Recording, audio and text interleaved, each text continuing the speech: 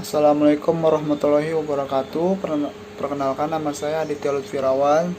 Saya dari kelas pengembangan sistem informasi K01, jurusan sistem informasi. Nomor NIM saya 19700641640. Nah, pada kesempatan kali ini saya ingin menjawab soal UAS pengembangan sistem informasi K01. Untuk soal yang pertama, sebutkan satu software di sekitar kalian dan jelaskan proses pembuatannya. Nah, pada nomor 1 ini saya membuat contoh, yaitu contohnya kasus PT Aditya atau kasus PT saya ingin membuat software administrasi kantor dengan metode SDLC. Nah, yang pertama itu yang dilakukan adalah perencanaan, yaitu mencari data dan kebutuhan apa saja yang dibutuhkan untuk administrasi perusahaan.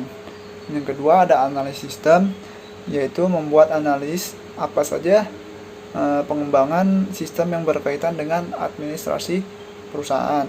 Yang ketiga itu desain software. Nah, biasanya desain software ini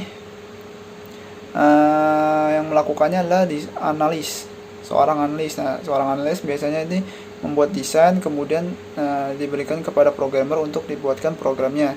Nah, seorang analis ini membuatnya dengan ada flowchart, ada flow map, DFD, ERD, workflow. Nah, kemudian kita masuk yang ke implementasi. Setelah itu implementasi itu membangun program yang telah direncanakan sebelumnya, yaitu program administrasi kantor. Terus melakukan pengujian sistem dan melakukan maintenance atau pemeliharaan sistem. Untuk soal nomor 2, berikan contoh rencana implementasi sistem. Benar Pak? Contoh implementasi sistem, contohnya saya mengambil dari contohnya aplikasi layanan mahasiswa atau juga web kuliah layanan mahasiswa.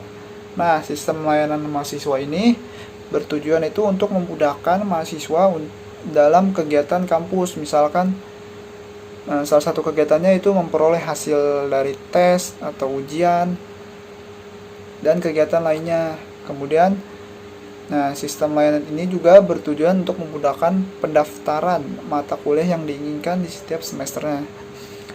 Nah, para mahasiswa ini nggak usah datang ke kampus, karena sudah layanan ini mahasiswa ini hanya membutuhkan aplikasi yang telah disediakan dan membukanya. Kemudian nomor 3, jelaskan prosedur untuk peningkatan maintainability. Yang pertama, prosedur untuk peningkatan maintainability. Yang pertama, menerapkan SDLC dan SWDLC. Kemudian menspesifikasi definisi data standar, menggunakan bahasa pemrograman standar, menggunakan modul-modul yang terstruktur dengan baik. Kemudian mempekerjakan modul yang digunakan kembali. Terus mempersiapkan dokumentasi yang jelas, terbaru, dan komprehensif.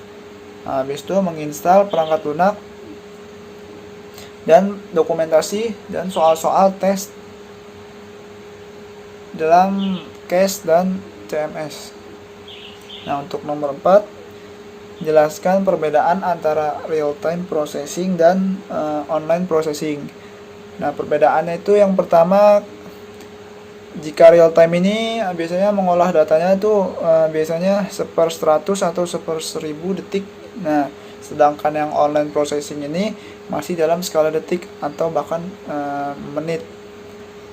Nah, yang perbedaan lainnya, online biasanya hanya berinteraksi dengan pemakai, online processing pemakai, sedangkan real time processing itu berinteraksi langsung dengan pemakai dan lingkungan yang dipetakannya.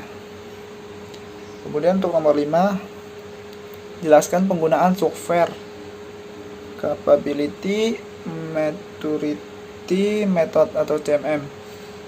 Nah, penggunaan software ini yang pertama itu bisa menilai tingkat kematangan sebuah organisasi, pengembangan perangkat lunak, kemudian menyaring kontraktor yang akan menjadi pengembangan perangkat lunak, kemudian ada memberikan arah dan peningkatan organisasi bagi top manajemen di dalam sebuah organisasi, pengembangan perangkat lunak.